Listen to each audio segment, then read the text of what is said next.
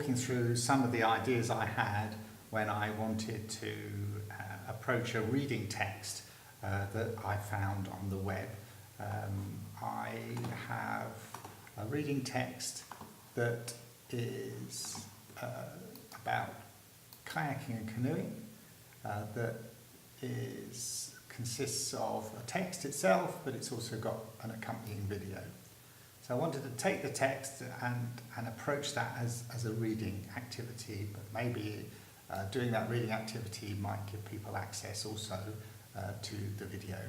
The video takes a little bit of a while to load for some reason, probably because the internet in this room is a bit slow. But essentially, there's a reading text here that I've used. So I'm taking something that's authentic off the internet, and I'm using it either as a precursor to a piece of video, or I'm just taking that text because that I think is a useful, interesting text for my students. So the text is reasonably high level, it's quite technical, but you know, it's also about hobbies, potentially about hobbies, so it might fit into to sort of more general work. So it's got features to it that are a text, that it's got definitions, it's got quite technical language in it, so it could be seen as something that might be used, you know, it may be in an ESP type environment.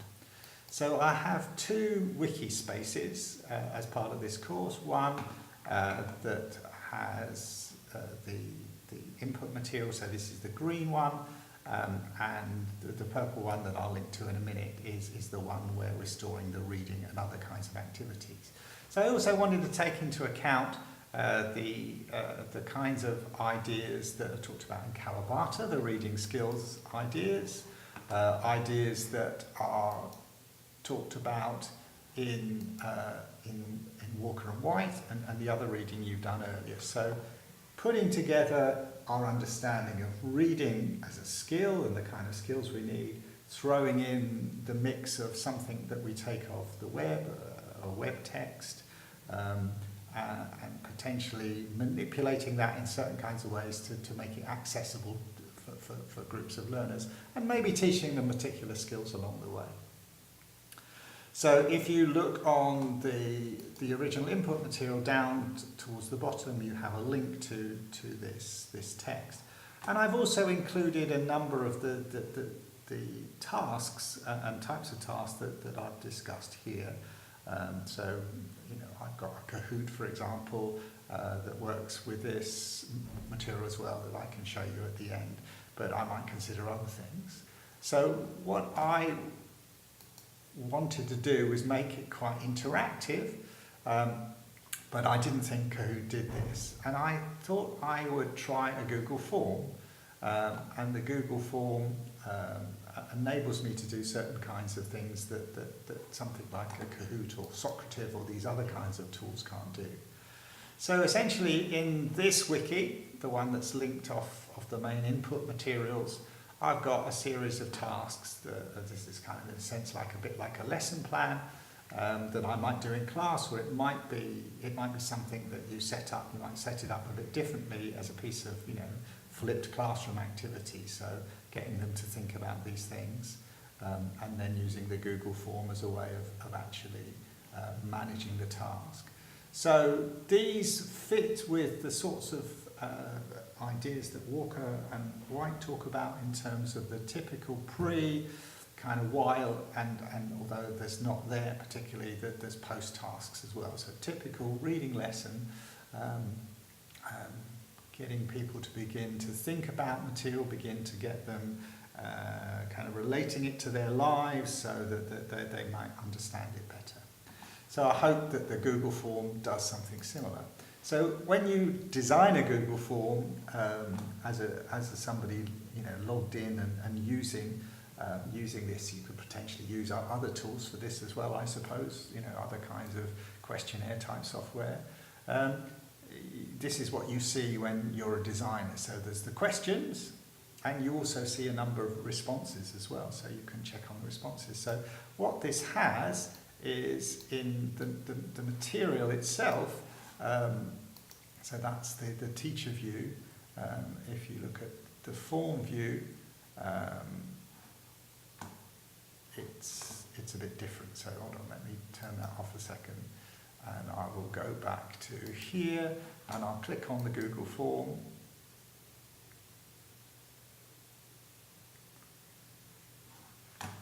Okay, so one of the weaknesses is that you have to submit the form every time you answer a question. So you ask the students to go work through this independently or in class, and what you can do as a teacher is you can actually see their responses, as I was saying. So here, those are the questions, these are the responses that we get. So in a classroom situation, you can look at these responses and you can actually see what people are inputting. So it didn't get very far, so this is stuff that was done in the face-to-face class.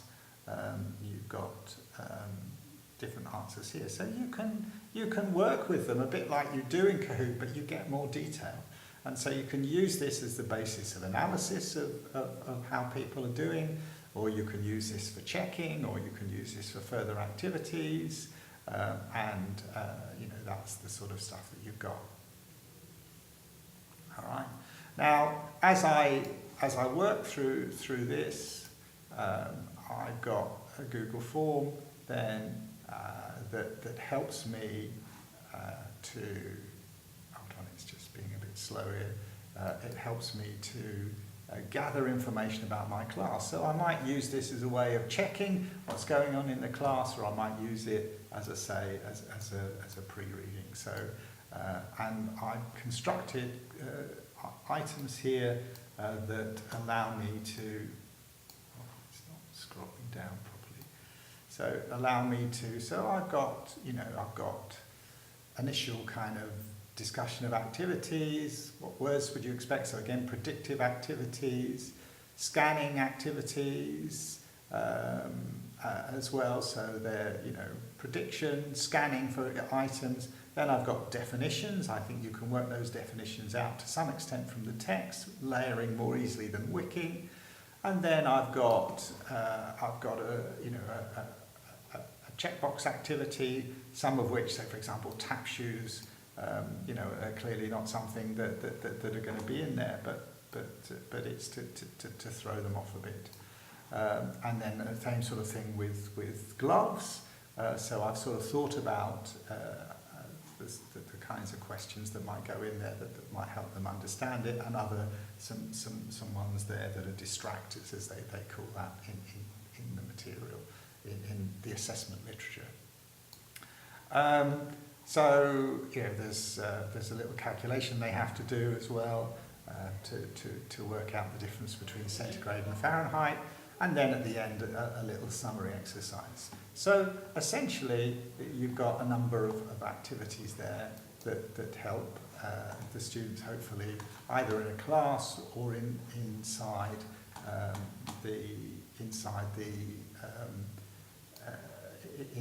independently, that they would work through that. I mean, you'd have to change this if they were going to work through it independently. You'd have to give them more material, but this is essentially set up as a class activity. In that kind of way.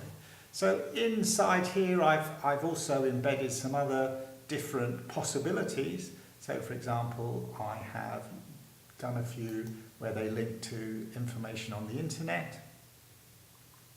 Again, it's going to be a bit slow maybe, so I don't know why it's doing that. So that links to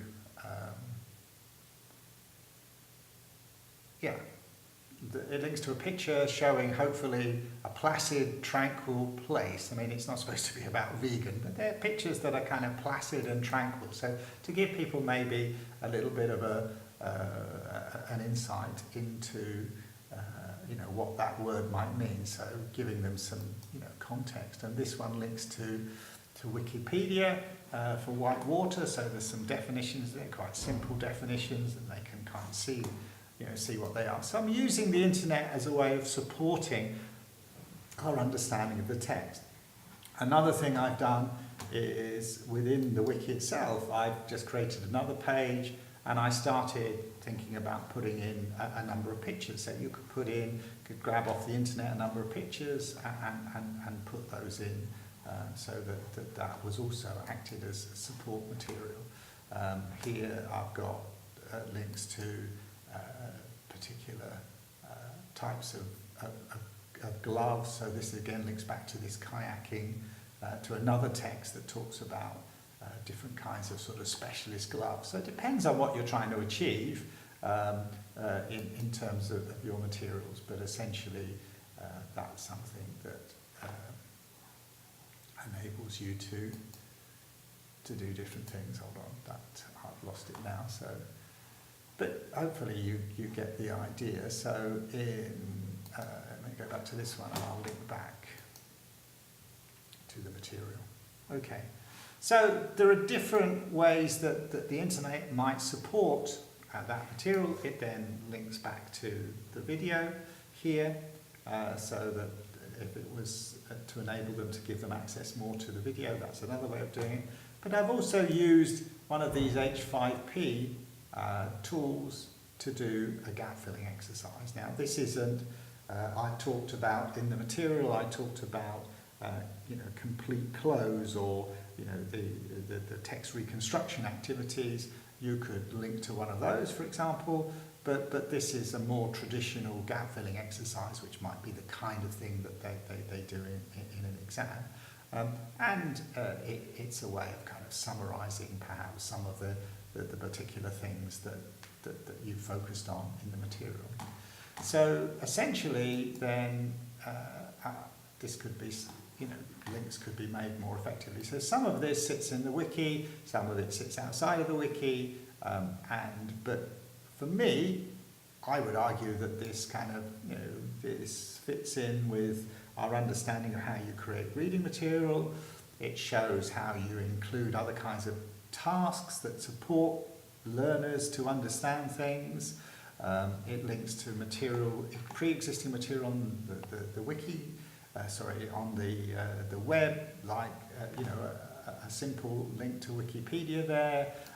It links to pictures and so on. So it brings together a number of the elements that hopefully create this into a text that might be a suitable text for reading practice in the classroom, but uses a number of tasks and activities to help support that. Now, some of those are teacher-led tasks and some of those are more independent, and it very much depends on what you're trying to do, how you would set up and do that. So I hope that gives you some kind of idea about my thought processes in